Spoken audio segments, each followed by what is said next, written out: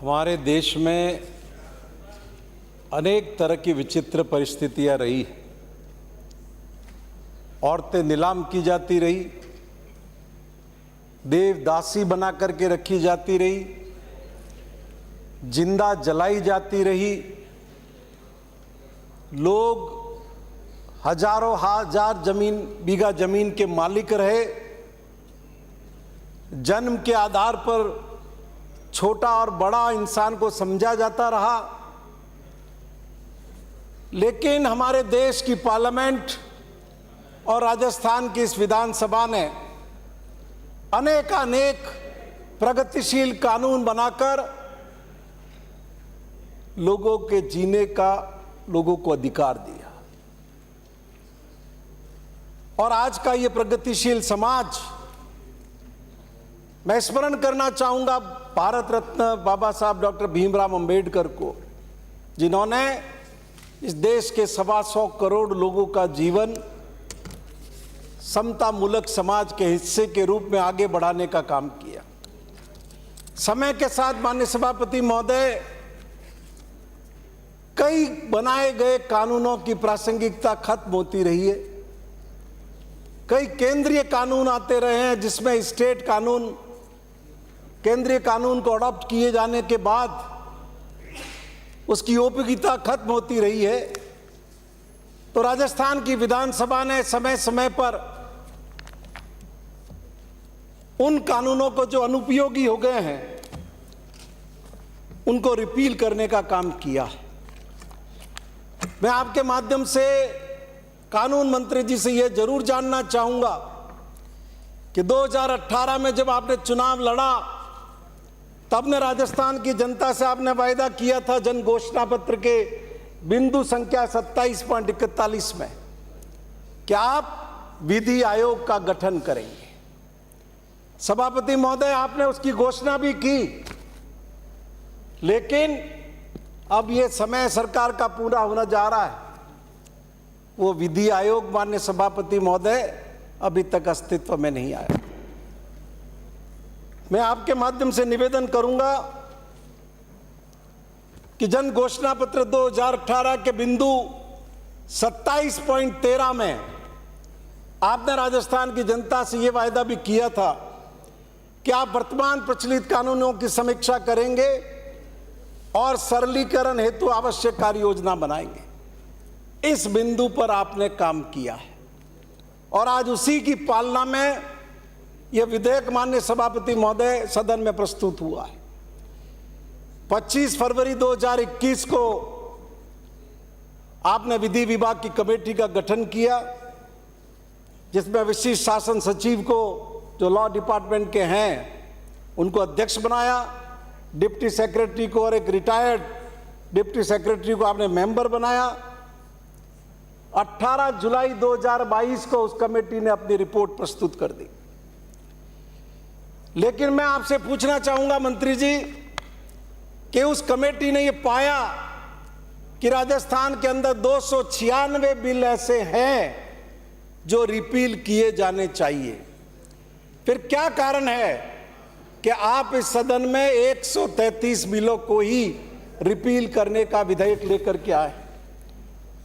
जो 133 आप रिपील करना चाहते हैं कानून, उसमें स्टेट एक्ट है 10, एप्रोप्रिएशन बिल है 23 और अमेंडेड एक्ट है स्टेट के भी और सेंट्रल के भी 100। इस तरह से कुल 133 कानूनों को आप रिपील आज के विधेयक के माध्यम से करा रहे हैं। माननीय सभापति महोदय, राजस्थान के अंदर लॉ रिपीलिंग बिल पहले भी लाए गए, 1954 में, 1962 में, 1997 में और 2015 में। 1954 में माननीय सभापति महोदय 331 एक्ट रिपील किए गए। 1962 में 221 एक्ट रिपील किए गए। 1997 में 303 अमेंडिंग एक्ट रिपील किए गए और 2015 में 248 एक्ट रिपील किए गए। जिसमें से 187 अमेंडिंग एक्ट थे। माननीय सभापति महोदय, जिस कमेटी का मैंने जिक्र किया, जिसने 2022 में 18 जुलाई को रिपोर्ट प्रस्तुत की है, उस कमेटी की रिपोर्ट बड़ी मजेदार है। और माननीय सभापति महोदय, हमारे प्रशासनिक तंत्र की कानूनी पृष्ठभूमि की पोल खोल देने के लिए उससे बड़ा कोई डॉक्यूमेंट हमारे पास नहीं हो सकता। इस समिति का क्या अनुभव रहा माननीय सभापति महोदय? जिस प्रशासनिक विभाग के प्रशासनाधीन अधिनियमों की प्रासंगिकता और उपयोगिता थी, इस समिति ने जब उनसे जानकारी चाहिए उन विभागों से, तो उनका रेस्पॉन्स इस समिति को माननीय सभापति महोदय बहुत कोल्ड था। एक अनुभाग से दूसरे अनुभाग तक टरकाते रहे, ये जानकारी उनको नहीं दी। और इस समिति ने जो बैठकें बुलाई, कई बार इन विभागों ने अपने ऐसे प्रतिनिधियों को इन समिति में भेज दिया जिनकी कोई उपयोगिता नहीं थी, जैसे industry, PWD, agriculture. In department ने इस लॉ की मीटिंग में किन लोगों को भेजा माननीय सभापति महोदय? इंजीनियर्स को, जिन इंजीनियर्स को कानून की कोई जानकारी नहीं। तो न तो इस समिति के समय की कोई उपयोगिता हो सकी, नहीं जिस मकसद से सरकार ने इस समिति को बनाया था उन विभागों में उस दिशा पे वो समिति काम कर सकी। माननीय सभापति महोदय, हमारे विभागों के अंदर न तो कोई कानून के रखरखाव की व्यवस्था है, न कोई समीक्षा का तौर तरीका है, सिस्टम है, तंत्र है, न कोई प्रासंगिकता की जांच करने वाला है, और नहीं ये सारे कानून उस एक प्रशासनिक विभाग के जिसके अंदर प्रशासनाधीन ये कानून है, एक स्थान पर जिसके संचालित होते हैं। माननीय सभापति महोदय, मैं आपके माध्यम से निवेदन करूंगा कि सरकार के द्वारा बनाई हुई इस कमेटी की ये फाइंडिंग है कि प्रशासनिक विभाग जिसका वो कानून है, उसके लिए, उस विभाग के लिए कितने कानून अधिनियमित किए गए हैं, कितने कानून संशोधित किए गए हैं, कितने कानून अप्रासंगिक हो गए हैं, कितने कुल एक्ट उनके हैं, सरकार के विभाग को इसकी कोई जानकारी नहीं है। माननीय सभापति महोदय, यहां तक कि सेंट्रल एक्ट को अडॉप्ट करते हुए जो रूल्स बना दिए और उसके बाद में स्टेट एक्ट की जो समीक्षा करने की जरूरत है, जो प्रासंगिक हो चुका है, वो भी कभी प्रशासनिक विभाग ने माननीय सभापति महोदय करने की चेष्टा नहीं की।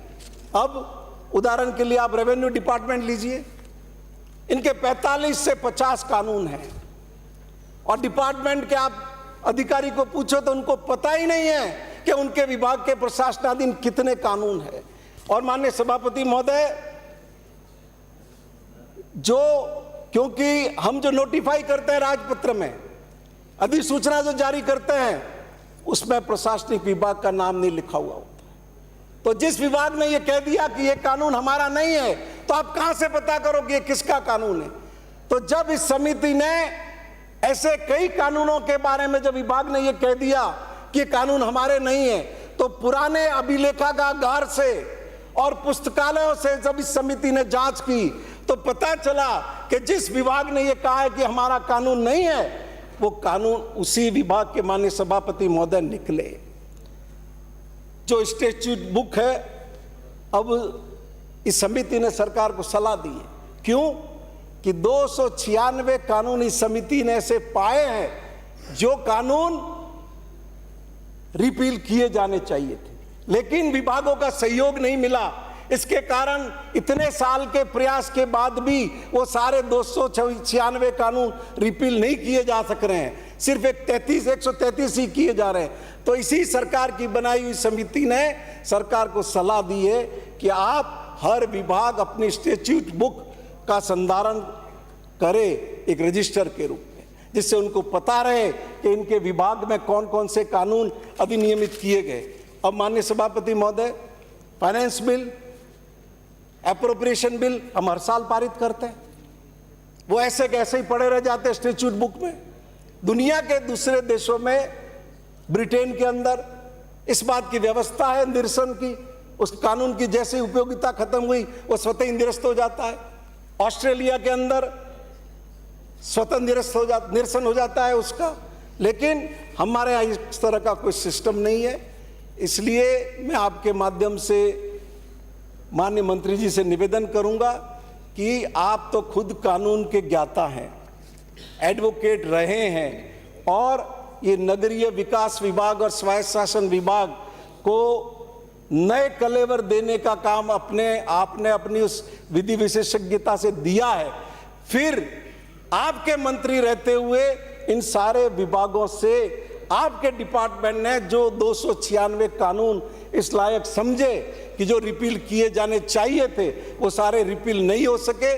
कौन कौन विभाग का अधिकारी इस मामले में दोषी है, किन किन विभागों के कानून जो अवांछनीय हो चुके हैं, गैर जरूरी हो चुके हैं, लेकिन उनके सहयोग के कारण सरकार इस नतीजे पर नहीं पहुंच सकी कि उनको रिपील किए जाए, उनके खिलाफ आप कार्रवाई सुनिश्चित कीजिए। और मैं अपना जनमत जानने का प्रस्ताव माननीय सभापति महोदय वापस लेता हूं। श्री अविनाश